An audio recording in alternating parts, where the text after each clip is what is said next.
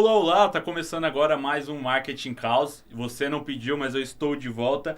Mais um episódio. Hoje eu já queria começar esse programa com um anúncio desse Lobo de Ouro aqui. Semana passada eu fui premiado, o Marketing Caos foi premiado com o Lobo de Ouro do melhor programa de internet para ABC.com. A gente fez ali o prêmio ABC, foi semana passada. A gente fez ali a inscrição como o melhor programa de internet e fomos selecionados, ganhamos aí uma premiação, quem diria, hein? Um ano de programa e a gente já tá aí ganhando prêmio, hein? Vamos ver como que vai ser o ano que vem, que o ano que vem eu quero arrepiar cada vez mais.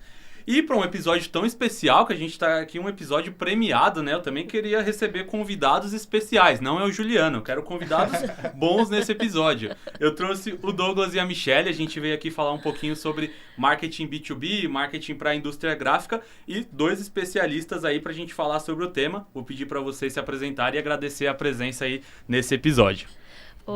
Imagina, a gente que agradece o convite de participar desse programa premiado, né, Douglas? A gente não outra tem nível prêmio. Dessa, viu? A gente não tem prêmio, né? Mas super merecido, Jefferson. Você é um baita de um profissional e... Assim, muito obrigado. Acho que não tinha, eu não tava lá pra votar, mas não tinha outra pessoa. Tinha que ser você. Não, com certeza. É muito merecido e parabéns pelo prêmio. Vocês merecem muito, a gente trabalha ali em parceria com vocês, a gente vê os profissionais que vocês são. Eu digo vocês porque eu também digo Juliano. Não fala Juliano, não. O Juliano também ajuda a gente bastante também.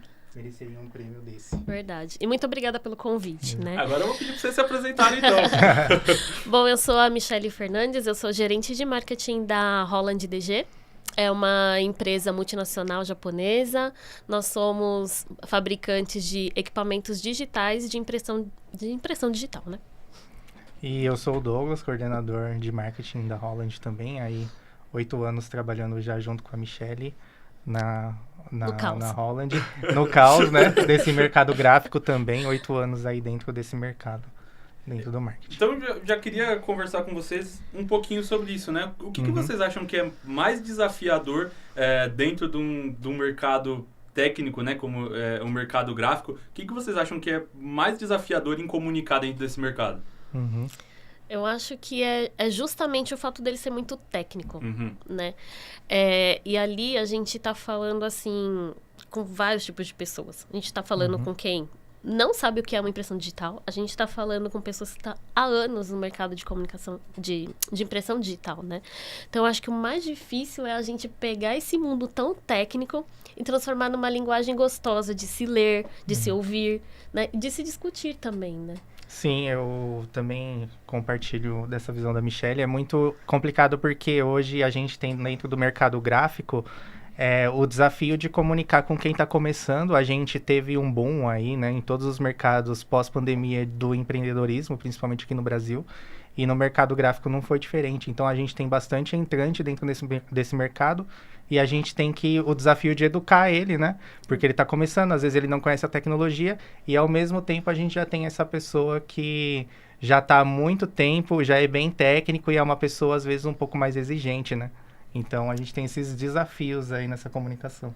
E é uma coisa perigosa, porque qualquer mudança, às vezes, que é feita, ela pode dar um resultado, às vezes, bom, mas às vezes não tão bom. Até, eu sei que é um público diferente, mas esses dias eu estava vendo o caso da Print. Eles mudaram a identidade visual deles e já tinha ali toda uma identidade. Eu mesmo ia pedir alguma coisa, eu sempre costumava pedir por lá, né? Sim. E aí eles mudaram a identidade, mudaram toda a estrutura do site e na minha cabeça, e eu vi que muita gente também estava vendo até reclamação no Reclame Aqui, das pessoas que não conseguem mais entender a dinâmica do site e o formato. Sim. Então, às vezes, se você faz ali uma mudança em algo que, querendo ou não, acaba sendo técnico, porque a pessoa já está acostumada a seguir aquele fluxo, a seguir aquele processo, ela se perde totalmente, né? Sim, É verdade, sim. é verdade. É verdade. E vocês acham que a gente consegue adaptar essa estratégia, né? Como que vocês costumam fazer para adaptar essa estratégia para comunicar com o cara que entende e o cara que não entende, né? Porque se eu vou fazer um conteúdo, às vezes, mais técnico para o cara que entende e o outro não entende. Como que vocês costumam adaptar essa comunicação? Jefferson, eu acho que isso é a dificuldade da vida, né? Achar o equilíbrio. Sim. Então, assim, a gente já começa a partir do princípio em que a gente precisa conhecer muito bem o nosso público-alvo. Com quem a gente quer conversar, quem a gente já tem ali na mão, que são os nossos atuais clientes, e quem a gente quer. Então, achar esse equilíbrio, eu acho que é um ponto muito difícil, assim, na nossa comunicação. E talvez no marketing em geral, eu ouso dizer, né?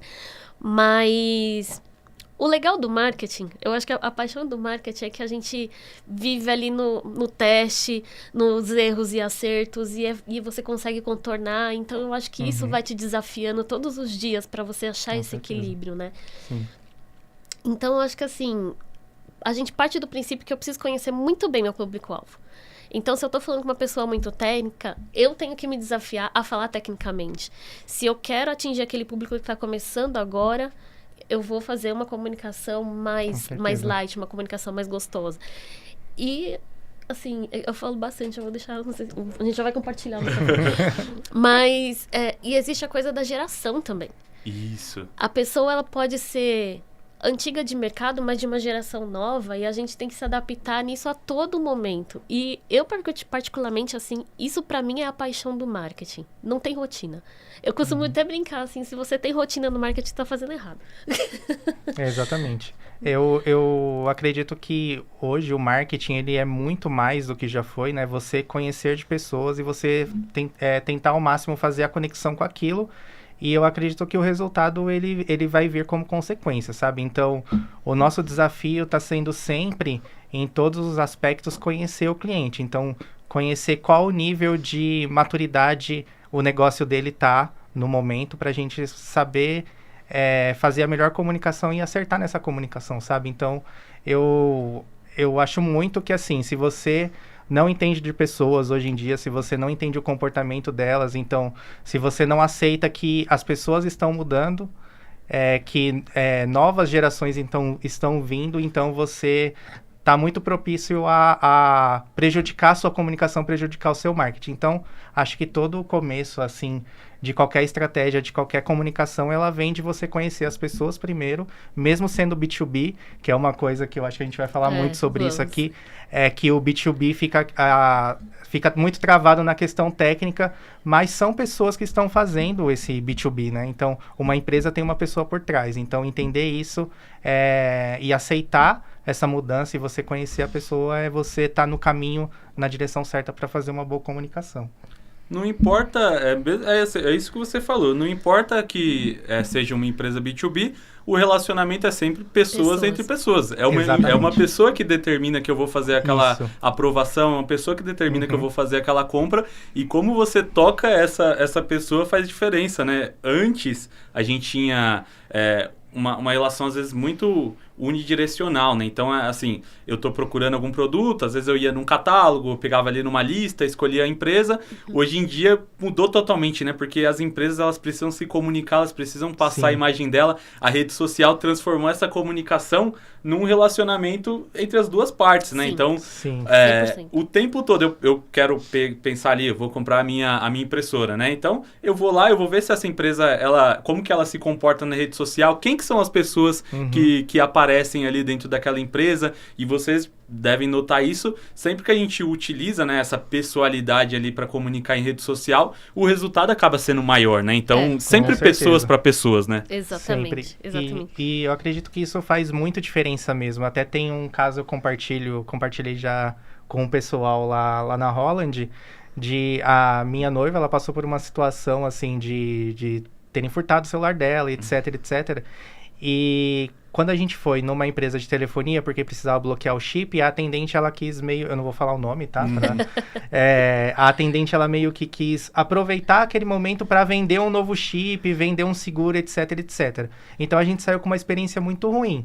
Empatia zero, né? Empatia zero. Em contrapartida, quando a gente ligou na empresa que era a marca do telefone dela, a atendente, antes de qualquer coisa, a gente ligou no suporte, perguntou se ela estava bem, se ela estava num local seguro, que falou que ia fazer o possível, que ia dar tudo certo, acalmou ela, etc. E hoje, quando ela lembra de toda essa situação, ela sempre comenta: nossa, foi muito difícil, aquele dia, estava muito nervosa. Nossa, mas a atendente da empresa, dessa marca, foi nossa, foi muito gentil comigo. Então, isso gerou uma lembrança nela. Então, eu acho que é muito sobre isso, sabe? Essa relação de pessoa com pessoa.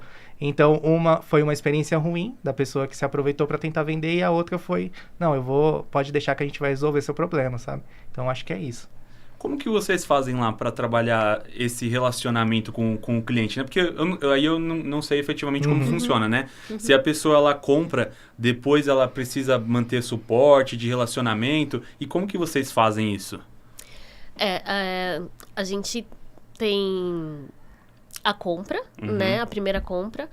E é a nossa obrigação manter esse suporte. A gente tem que manter esse suporte porque, assim, é um bem de produção. Então, a pessoa ela investe um capital que não é baixo, né?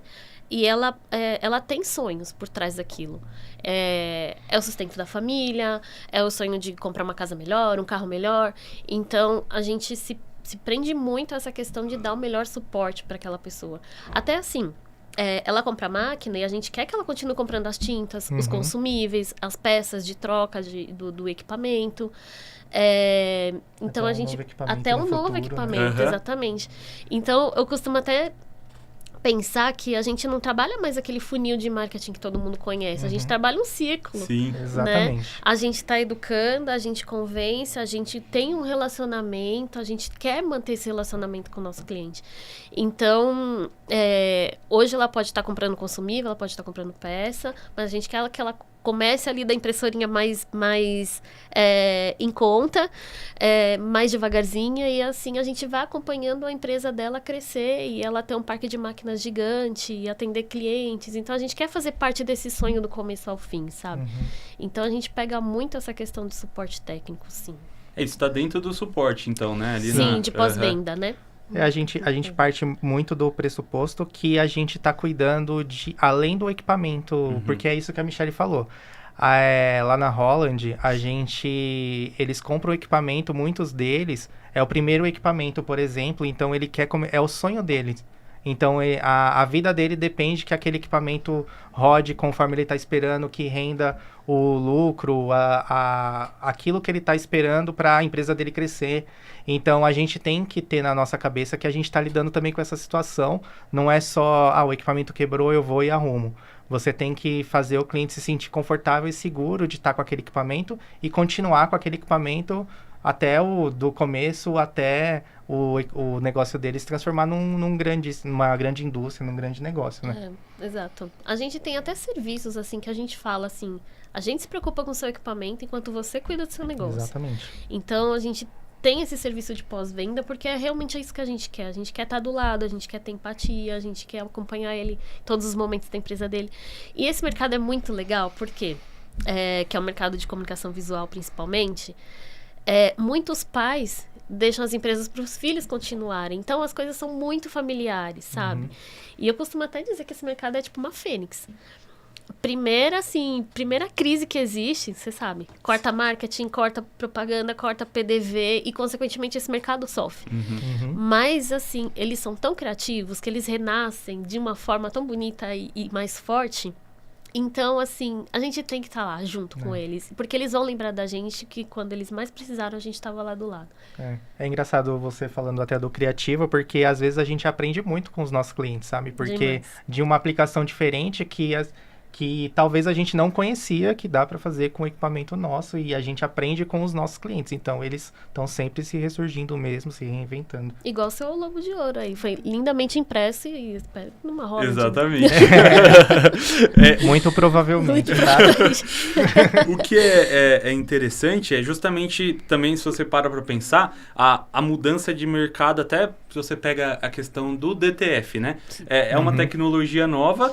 E aí, como que vocês fazem para comunicar e explicar essas mudanças, né? Então, um novo lançamento, essas novas tecnologias, como que vocês costumam fazer para tentar chegar essa informação de uma mudança, de uma melhoria nesse cliente até que já comprou efetivamente e que precisa se atualizar? Olha, na minha visão, acho que está voltado sempre à educação. Quando vem uma tecnologia nova, eles esperam muito dos principais players, no caso da Holland é um dos principais, que a gente ensine para eles sobre essa tecnologia. Então, a gente tem que investir bastante nessa questão educacional. No caso do DTF, a gente tem que comunicar bastante quais as aplicações que ele consegue fazer com o DTF, como que ele faz, como que ele usa, porque a gente até participou da Feira do Empreendedor, que foi muito legal pra gente e muito nova, e a gente viu ali que o DTF é uma coisa que chama atenção, mas as pessoas, elas achavam muito legal, elas querem muito saber como é que faz uma estampa de camiseta, mas não sabe, assim... Por onde começa, não né? sabe por onde começa. Então, a gente tem que partir sempre desse princípio também, sabe? Então, a gente tem uma tecnologia nova no mercado, a gente precisa ensinar e educar como que ele consegue utilizar, sabe? E hoje na Holland a gente tem uma equipe focada nisso, né? É uma equipe de especialistas de mercado, de desenvolvimento de mercado. Então, eles recebem o equipamento, recebem todo o treinamento de fora, que como uma empresa multinacional, quando é criado um produto, eles têm total treinamento com base no conhecimento técnico de fora. E aí, traz aqui para o Brasil. Chega aqui no Brasil, eles começam a visitar cliente que já fazia aquilo de alguma maneira, ou clientes, por exemplo, que vêm do mercado de sublimação ou de um mercado de transfer e começam a perceber o que, né, o porquê que eles precisariam daquele DTF. O quão mais fácil pode ser se usar DTF, ou como se diferenciar de você, por que você precisa de uma sublimação, por que você precisa de um transfer e por que você precisa de um DTF. Então, é uma educação, assim, que, assim, a gente precisa mostrar para a pessoa por que ela precisa daquilo, né? Então, a gente tem pessoas que mudaram, tem pessoas que não mudaram, mas existe muito essa questão de assim, deles cavucarem mesmo e querer encontrar aplicação, e querer utilizar a forma mais fácil e mais econômica, né, para poder trazer rentabilidade. Quando você trabalha com um mercado de personalização, é isso, você quer fazer uma camiseta, você compra ali por R$10, a tinta é mais um X e você quer ter lucro. Sim. Então, a gente tem um time que vai te ensinar a pegar do comecinho até você ter o seu negócio mais concreto. E até fazer esse cálculo também, né? Os meninos, Sim. eles... principalmente quando a gente atende em feira, que é onde tem o maior contato, assim, com o cliente, a gente vê que os meninos, eles pegam, eles ensinam a fazer o cálculo para mostrar para essa pessoa, assim, então você vai adquirir isso daqui e você vai ter um lucro de tanto, então é bem uma coisa bem matemática, eles gostam de ver Que vale a isso, pena. mas que vale a pena mesmo investir, sabe? Isso eu ia te perguntar, você falou da questão da feira, e é interessante que esse ano vocês participaram ali da feira da serigrafia, a gráfica, como que é o nome? A gente tem a Future Print, que é Isso, a essa do que meio do ano, em eu julho. fui lá, Isso. e a do Sebrae. Foi. O que você sentiu de diferente? O público é muito diferente de uma para outra? Eu sei que até o objetivo de vocês foi diferente em cada uma das feiras, né? Sim. Vocês levam produtos diferentes, mas o que você sente até das perguntas que um faz em uma feira que o outro faz em outra? O principal que eu senti é que em uma a Holland já é a Holland, e no outro a gente Era só mais uma, mais né? um. Exato. E isso foi interessante também, se sentir assim, nesse lado de quem ainda não é conhecido. A gente tem que explicar. Então, o atendimento, por exemplo, na Future Print, a gente não precisa começar atendendo, explicando quem nós somos. Então, e na Feira do Empreendedor já é diferente. Então, a gente abordava um cliente, aí ele perguntava o que a gente fazia, aí quem nós éramos, né? Então, a Holland é uma empresa japonesa, uma multinacional, no ramo de comunicação visual, a gente fabrica impressoras de grande formato, etc. Aqui a gente está com uma linha mais compacta, porque a gente tem na Holland essa divisão de linhas de equipamentos, mas nós também fazemos a impressora maior, e na Future Print já vai para a questão técnica direto, assim. Então, quanto que essa impressora faz, qual que é a velocidade dela, qual tá a largura da boca de impressão, que a gente chama, que é onde a gente coloca a mídia, qual que é a largura de impressão dela, quanto que essa máquina aí gasta de tinta por trabalho, etc. Então já vai para um lado mais técnico, e na Feira do Empreendedor a gente conseguiu levar mais para o lado, talvez até o impacto, assim, sabe? Mais emocional até. A pessoa vê a camiseta e fala, nossa, essa máquina que faz isso, como que eu faço para fazer? E aí a gente tinha lá o especialista, de tempos em tempos, ele explicando como que fazia o processo do DTF, principalmente, que chamou muita atenção. Aí o especialista fazia todo o passo e explicava para ele como que faz. Muito estudante, muita gente nova começando. Então, acho que esse é o principal diferente. A gente conseguiu mostrar, a gente era desconhecido e mostrou uma coisa que eles achavam muito interessante. e na Future Print já vai pro lado técnico. Já começa a conversa, assim, de especialista para especialista. Sim. E é essa e grande negociação, diferença, sabe? né? E negociação. Isso é interessante para pensar, até quando a gente vai fazer qualquer comunicação, que o canal que a gente vai utilizar, a plataforma que a gente vai fazer, a comunicação ela precisa ser totalmente diferente, né? Porque Sim. se você chegasse com o discurso que você usou lá na Future Print, lá na feira do Sebrae, ninguém ia entender nada e não ia fazer diferença. Então a gente precisa entender o público-alvo de onde ele está e como eu vou comunicar esse produto, né? Isso faz muita diferença. É bem isso. Como que vocês costumam, até pensando que tem muita possibilidade de público para vocês atenderem, né? Que vai desde o pequeno empreendedor que está abrindo até o grande, né? A grande indústria, sim. E aí, vocês costumam avaliar os canais que vocês vão utilizar para fazer a divulgação? De que forma que vocês costumam falar, o que a gente vai priorizar? Como que vocês fazem isso? É bem abrangente, né, também. Mas acho que a gente foca mais nas redes sociais. Sim. Então, a gente muda o tom da comunicação, o tom de voz, mas ainda a gente vai para um LinkedIn, a gente vai ainda para o Instagram, YouTube. A gente ainda tem, assim, aquela pegada do e-mail marketing, porque ainda tem o perfil de empresa que gosta do e-mail marketing, sente... como fala? Sente a idoneidade da empresa recebendo o e-mail marketing. Acho que eu ousaria dizer que a taxa de conversão ainda é maior. No e-mail marketing, você trabalha com as pessoas que você já nutriu, já te conheceu, então talvez seja um trabalho que ele fica um pouco mais fácil na conversão. Mas eu acredito que no nosso mercado também as redes sociais, ela tá em grande alta, assim. A gente usa muito o Instagram, a gente tentou o TikTok. Eu falo tentou porque a gente sentiu que o nosso público talvez ele não esteja tão ali. Ou a gente não dançou o suficiente, sabe? Mas o Instagram, assim, a gente tem uma taxa de engajamento boa, as pessoas estão ali também no nosso público e de todas as nossas linhas até. Então, o pequeno, ele tá muito ali e a gente cede para ele ali a parte mais educacional mesmo, igual eu tinha comentado. E o médio e grande também a gente consegue encontrar, mas aí já com uma questão mais técnica. A gente tem vídeos técnicos com especialista, etc. Que aí são os vídeos que dão mais certo para esse médio e grande, assim, principalmente. E vai muito do objetivo também, né? Então, todo mês a gente tem que sentar, bater cabeça e saber, por que a gente quer fazer isso? A gente precisa fazer isso e qual que é o nosse objetivo? É conversão? E se é conversão, a gente vai para um canal. Sim. Se é a gente fazer mais branding, é outro canal. Então... até a questão da feira, né? Então, o objetivo na feira do empreendedor é diferente do objetivo na Future Print, né? Então, são ações diferentes que precisam ser pensadas, né? E acho que esse público de feira ainda vai bem mais para rede social. Porque é uma coisa, até a gente estava conversando, assim... o comportamento do consumidor está muito por influência, né? Sim, eu não te conheço, mas assim, eu vou ver aqui, sei lá, na feira do empreendedor, a pessoa chegou lá, se interessou por um equipamento, mas antes dela comprar, ela vai na nossa rede social e ela não vai ver o nosso anúncio. Ela vai ver quem está falando da marca e o que está falando, né? Então, isso a gente tem que tomar bastante cuidado, a gente tem que se interagir bastante. Mas a gente sentiu isso mesmo, Reclame Aqui, Instagram, LinkedIn, todo mundo vai ver o que o outro está comentando para tomar decisão, né? O marketing de influência, ele tá muito em alta mesmo, então as pessoas, elas se baseiam muito na opinião de outras pessoas para tomar a sua decisão.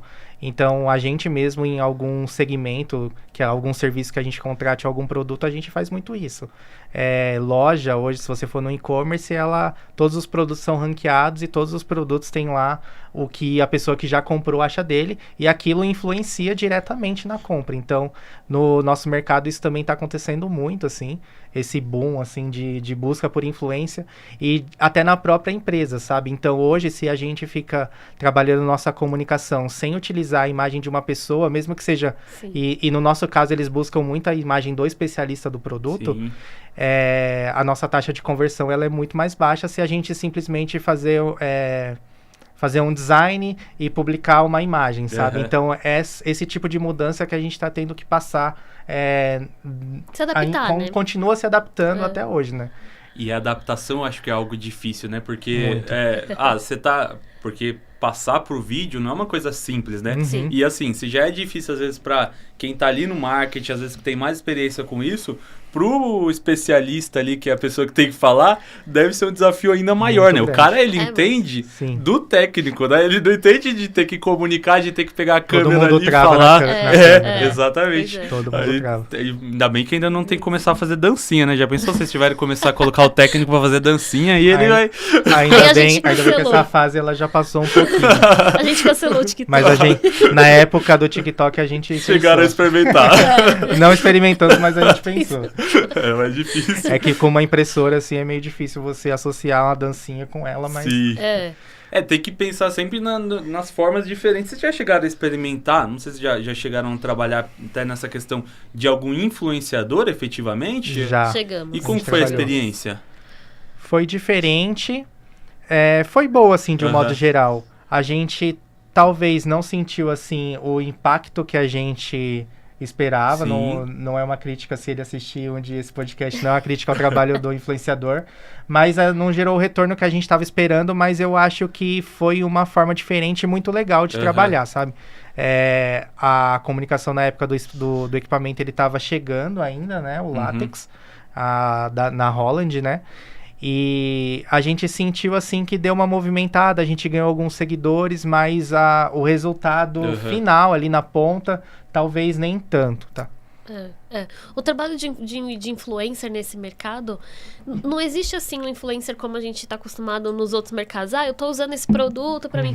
Não tem isso, sabe? É muito assim, eu tenho uma empresa e o que eu faço na minha empresa, eu vou influenciar, Isso. porque o que deu certo pra mim pode dar certo pra você. Normalmente ele é um dono de um Ele é o dono negócio, de de uma uma gráfica, de um empresa, birô, né? E assim, às vezes, tem aquela questão do professor Pardal, né? Então, funcionou eu adaptar essa máquina aqui pra mim desse Sim. jeito. Aham. Nós, como fabricantes, a gente dá um ataque cardíaco, sabe? Uhum. Mas os influencers que existem hoje nesse mercado é nesse sentido. Eu tenho a minha Entendi. empresa e eu quero compartilhar com você o que deu certo pra mim. Uhum. E que não necessariamente é o que nós, como fabricante, indicamos. Neste caso, foi muito diferente pra gente. Tivemos feedback muito legal desse influencer que trabalhou com a gente. Eu acho que ele foi até um case positivo. Foi. Tivemos cases negativos também que a gente falou, não, pega lá a máquina porque não dá. Tivemos. Tivemos, né? Tivemos. Pega lá porque não tá dando. De não Pessoal- sair o conteúdo mesmo, Ah. porque o vou negócio usar. já travou no influenciador, assim. Não, Não que isso não era o que eu tava esperando, Uhum. não é o que o meu público... Então, o influencer, ele tem muito disso também. A gente notou nesses trabalhos e não trabalhos que a gente realizou. Então, se o equipamento não encaixar ali no dia a dia, no negócio dele, no que ele oferece pro público dele, já trava. ele descarta também, sabe? Ele não remonta, sabe? Exato. A gente sentiu meio que isso, assim. Então, a gente decidiu influenciar por nós mesmos. Sim.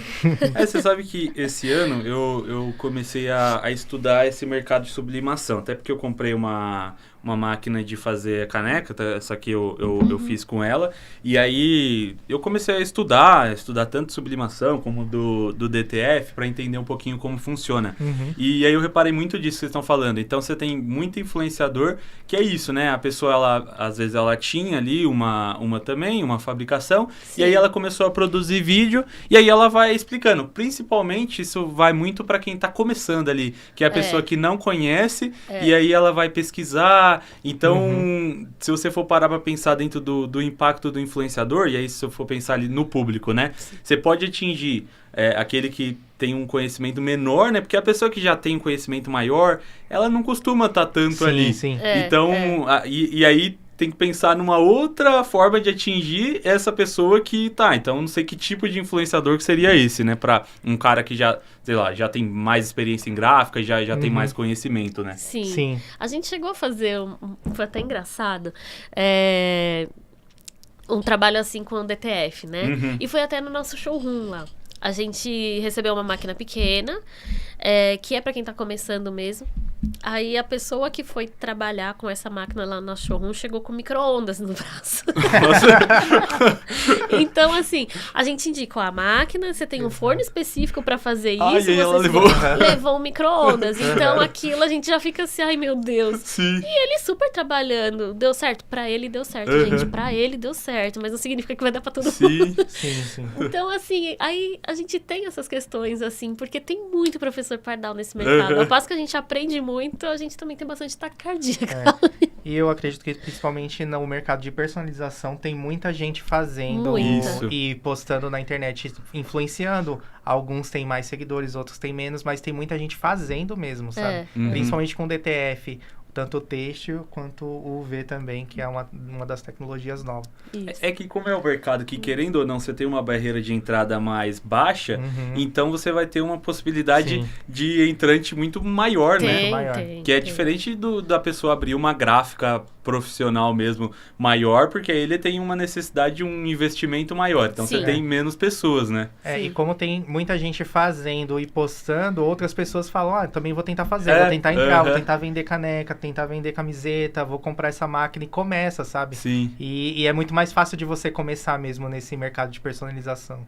O interessante, for parar pra pensar, é que dá pra pensar em participar da jornada. Às vezes não entra ali no primeiro momento, mas se a pessoa, ela já tem, eu acho que isso é legal com a questão até desses produtos de entrada que vocês têm. Porque aí a pessoa, ela começa efetivamente com o produto inicial, até o que vocês levaram, por exemplo, na feira do empreendedor, e aí depois, conforme o negócio vai evoluindo, ela vai passando para os próximos estágios, para os próximos equipamentos, né? Exato. E aí isso que entra a questão do relacionamento, né? Que faz diferença. Exatamente. Sim. Nisso que vocês falaram da visita, tem também visita lá na sede da Roland, as pessoas vão? Como que vocês trabalham isso lá na sede de vocês? Tem sim. A gente tem um showroom lá que é aberto, né? A gente só pede pra pessoa agendar, porque a gente está sempre recebendo clientes lá. E pra gente dar um bom atendimento, a gente recebe ali até 2, 3 pessoas por dia, né?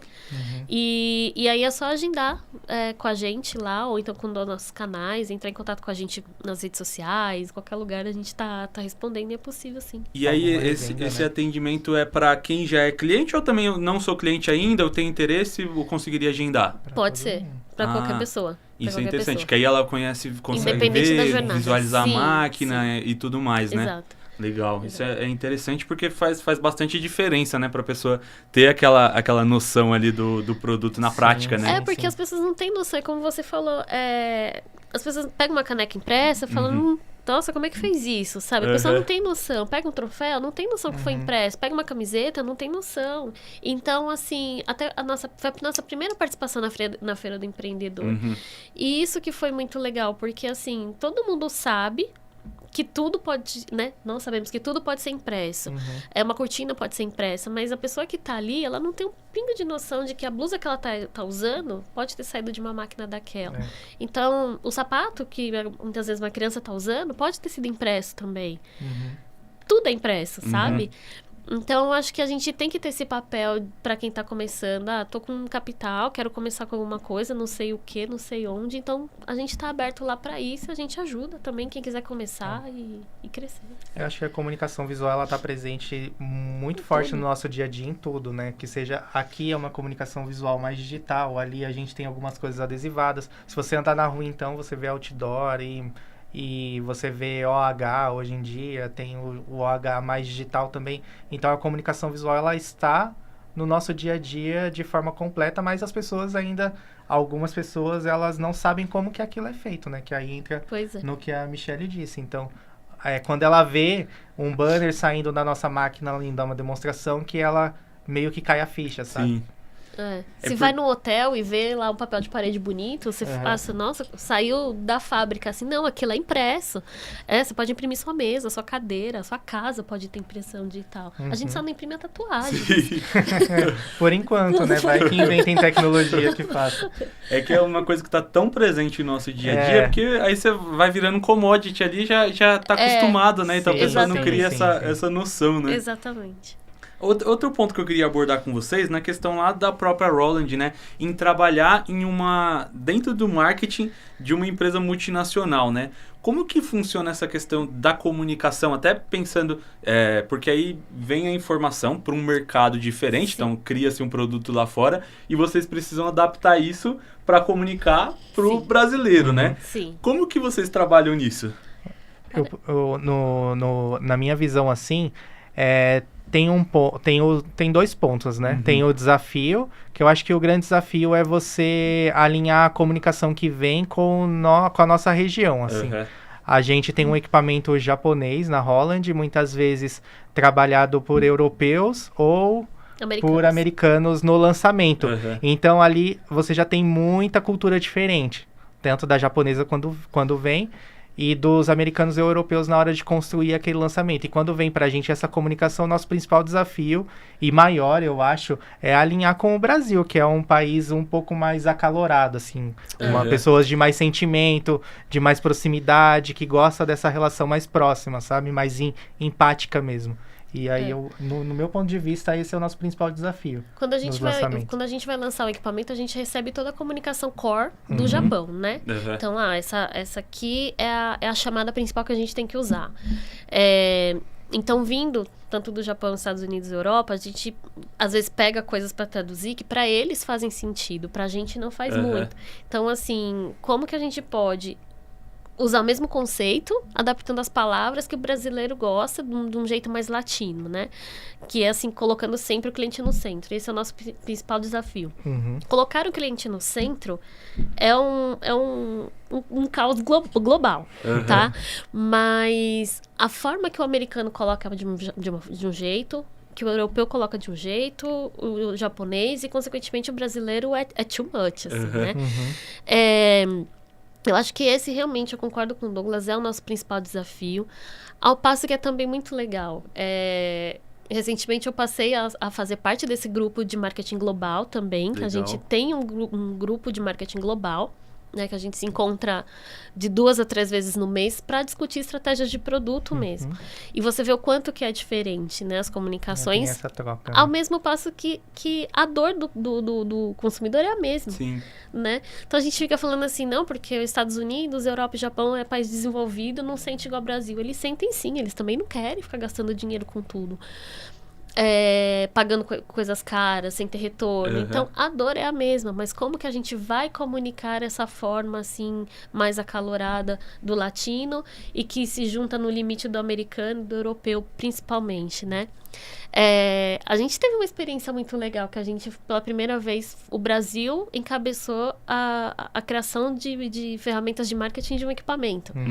Então, você pega o latino criando peças de marketing para a Coreia. Na minha cabeça, assim, do 0 ao 100, sabe? E foi legal, foi muito desafiador, assim, a gente conseguiu. Então, a Coreia começou a vender o produto, não tiveram grandes adaptações para fazer. A gente conseguiu ter esse jogo de cintura. E é isso que eles dão de feedback muito para mim, assim, quando a gente tá em reunião, eles falam assim, o brasileiro é muito mais tranquilo de se lidar, porque a gente tem o nosso jogo de cintura para poder fazer. É mais maleável, né? Exatamente, a gente consegue, parece. É o jeitinho brasileiro. Então é bem legal, assim. Aí agora a gente vai lançar esse mesmo pacote que a Coreia usou, a gente vai lançar pro mundo inteiro. Entendi. A partir de março do ano que vem, Legal. sabe?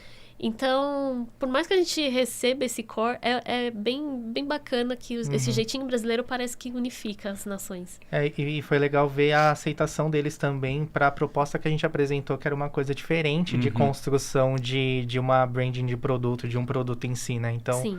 E eles aceitaram, procuraram entender e agora estão mais abertos ainda a receber essas possibilidades, a mudar essa comunicação de acordo com o produto. Tem produto que ele é mais premium, né?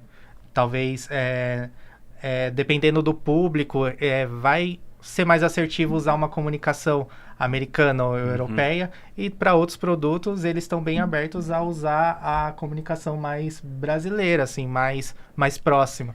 Que é colocando o people-centered. Exatamente. Nosso foco de Holland Global, falando, é colocar cliente no centro daqui para frente.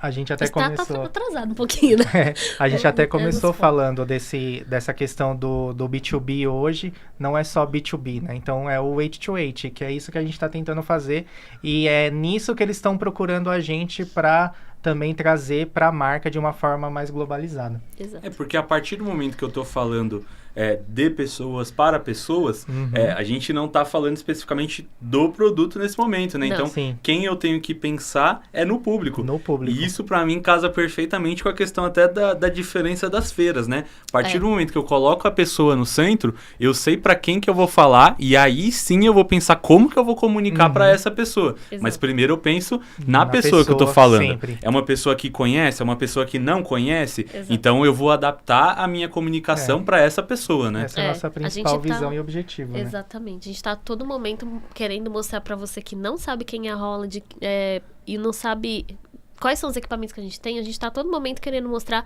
por que você precisa daquela máquina. Legal. Exatamente. Então, gente, a gente já tá chegando no final do nosso programa. Você vê que passa Passou voando. rápido. Eu falei pra vocês, passa correndo. Nossa. Agora, sempre no finalzinho, eu costumo pedir pros convidados eles deixarem uma dica pra quem assistiu aqui esse episódio, o pessoal do mercado gráfico ou não. O que vocês deixariam de dica pra eles se aprofundarem um pouco mais na questão do marketing B2B, em geral, né? Bom, a gente, como tá com esse foco muito de pessoas para pessoas, eu super recomendo. Assim, eu até brinco, né? Eu falo, Kotler tá há séculos já no mercado, ainda vivo e com uma visão de futuro, assim, Tá incrível. sempre lançando né? um ponto, alguma coisa. Muito. Então, 4.0, assim, 5.0. não é de Eu agora. acho que foi o último, velho. É o 5 já, né? 5, acho que foi o Já tá no último. acho que cinco. Ele foi tá o indo último. pro 6. Olha lá, tá vendo? Kotler tá mais avançado que a gente. Então, assim, ele lançou um livro que eu tô achando espetacular, que é o Marketing 828, na visão dele. É espetacular. Ele, de uma maneira muito, muito simples, que é a maneira dele de ensinar marketing. Ele explica se a marca não fala de pessoas para pessoas, ela tá fadada ao insucesso. Então, eu super recomendo esse livro. Quem puder ler, é maravilhoso. E eu tenho um outro também que eu fui muito influenciada pela Cris Junqueira, que ela é uma das donas do Roxinho, né? Do Banco Roxinho. Que é o Clear Thinking. É um livro, assim, que eu acho que é muito... Ele fala muito de inteligência emocional. E a gente que tá no marketing, a gente tem que tomar decisões a todo momento, decisões rápidas. Então, assim, pra mim, ele se tornou a nova bíblia de como ensinar a gente a ter um pensamento eficaz, assim, um pensamento... E tomar decisões certas e centradas, sabe? Então, eu tenho aí esses dois meus livros de cabeceira ultimamente. Eu falei uma vez sobre o Nubank aqui, foi num episódio que eles atingiram, acho que 100 milhões de clientes, alguma coisa assim, uma base. Foi recente isso, né? Que aí foi ali... que aí até foi na época que eles estavam expandindo pro México. Sim. E aí eu tava estudando um pouquinho, que eles estavam contando, acho que foi justamente ela mesmo que estava dando uma entrevista, ou foi o outro sócio. E aí eles estavam falando que o pensamento deles é sempre o de pessoas, realmente. Desde que a empresa começou, eles tinham esse pensamento em colocar as pessoas. E isso é interessante porque vale tanto para a gente estar falando das pessoas na questão do cliente, mas também das pessoas internamente, né? Em você dar liberdade para as pessoas tomarem decisão. Isso tem a época que ele... Tem um atendimento deles que sempre foi destaque, né? E aí, eles davam liberdade para os atendentes quando acontecia alguma coisa, em poder oferecer algum agrado, oferecer algum brinde para o cliente, porque tinha liberdade para isso, né? Sim. E eu acho que no Nubank, até fica aí como uma dica minha também, eu ouvi um podcast que é do JJ Podcast, que é com a Cris também. E ela fala que uma das estratégias que eles usaram para trazer esse senso de pertencimento, mas no caso para os colaboradores deles, é que todos os colaboradores eles são acionistas do Nubank, então eles têm um pedaço do Nubank. Então isso cria esse sentimento de pertencimento e aí fica mais fácil você trabalhar essa questão das pessoas. As pessoas se sentem parte, se sentem envolvidas, se sentem, entre aspas, donas do negócio, então elas vão trabalhar para aquilo crescer. Então, esse podcast já fica como uma dica também, tá? E o podcast do Marketing Caos também é super sensacional, a gente aprende muito. Exatamente. Aí, a minha última dica também seria de um livro que eu tô lendo, inclusive, tô finalizando ele, que é do Simon Sinek, que é Comece pelo Porquê. Sim. Tá? Esse livro é muito bom, ele traz vários cases de empresas, a Apple é uma delas, de como, começando pelo porquê e não o que essas empresas fazem, elas conseguiram engajar, e a Apple, ela criou uma comunidade de pessoas fiéis à marca, assim, então, de pessoas que fazem fila para comprar quando eles têm um lançamento. Então, esse livro é muito bom, quem puder ler. Eu dei ele pro Juliano semana retrasada. Esse livro é ótimo. Foi o livro que eu comprei para ele. Agora eu vou pedir, então, agora sim, pra gente fechar de vez, eu vou pedir para vocês deixarem aí o seu pitch final, falar um pouquinho lá da própria Roland e também um pouquinho de vocês, né? Pra gente poder finalizar. Tá bom. Quer fazer, Michelle? Fique à vontade. Eu comecei. Começar agradecendo novamente o Jefferson pelo convite também. Foi muito legal essa conversa. Fiquei mais tranquilo do que imaginei que iria ficar. Acho que a forma que foi conduzida aqui foi muito legal. Para as pessoas seguirem ali a Roland, @RolandDG, no Instagram. Não sei se podia fazer esse merchan. Com certeza. Mas sigam ali a @RolandDG no Instagram e agradecer mesmo, foi muito legal.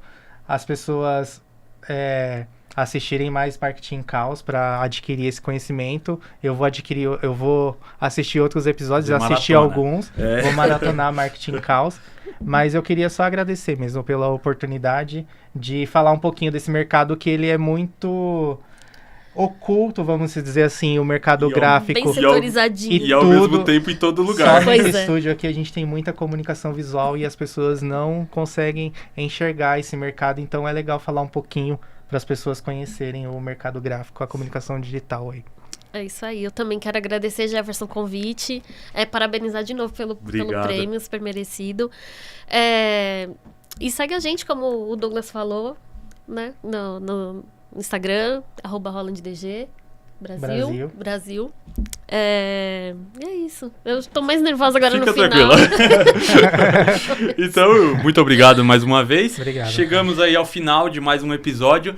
Já estamos aí no final do ano, então semana que vem já é o nosso último episódio do ano, esse episódio especial de Natal. Preparei ali um episódio diferente para vocês, para conhecer um pouquinho do que vai acontecer no próximo ano. Não percam.